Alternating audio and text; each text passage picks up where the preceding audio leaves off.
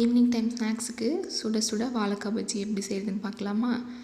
வாழைக்காவை மேலேயும் கீழேயும் கட் பண்ணிவிட்டு ஒரு பீலரை வச்சு நல்லா பீல் பண்ணி எடுத்துக்கலாம். அந்த தோலெல்லாம் எடுத்துகிட்டு நம்ம தண்ணியில் போட்டு வச்சிடலாம்.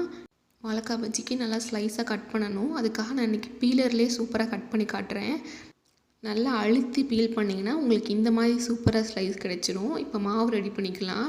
ஒரு பவுலில் 2 கப் கடலை மாவு, 1 கப் அரிசி மாவு, இதுக்கு தேவையான உப்பு, 1 ஸ்பூன் மிளகாப்பொடி, 1/4 டீஸ்பூன் சீரகத்தூள், 1/4 டீஸ்பூன் மிளகுத்தூள், கொஞ்சமாக ஃபுட் கலர். இது ஆப்ஷனல் தான், வேணும்னா ஆட் பண்ணிக்கோங்க, இல்லை ஸ்கிப் பண்ணிடுங்க. கொஞ்சம் கொஞ்சமாக தண்ணி ஊற்றி நல்லா மிக்ஸ் பண்ணி விட்டுருங்க.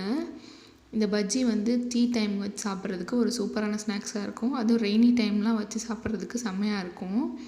கண்டிப்பாக ட்ரை பண்ணி பாருங்கள்.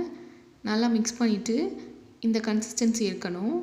இப்போ வாழைக்காவை ஃப்ரை பண்ண ஸ்டார்ட் பண்ணிடலாம். ஒரு பேனில் எண்ணெய் விட்டு எண்ணெய் நல்லா சூடானோடனே வாழைக்காவை நல்லா மாவில் அந்த சைடும் இந்த சைடும் நல்லா டிப் பண்ணிவிட்டு எண்ணெயில் தனித்தனியாக போட்டு நல்லா ஃப்ரை பண்ணி எடுத்துக்கலாம். சூடாக சட்னியோடு வச்சு சர்வ் பண்ணிங்கன்னா ஒரு சூப்பரான வாழைக்காய் பஜ்ஜி ரெடி ஆயிடுச்சு. இந்த ரெசிபியை ட்ரை பண்ணி பார்த்துட்டு எப்படி இருக்குன்னு மறக்காமல் கமெண்ட் பண்ணுங்கள்.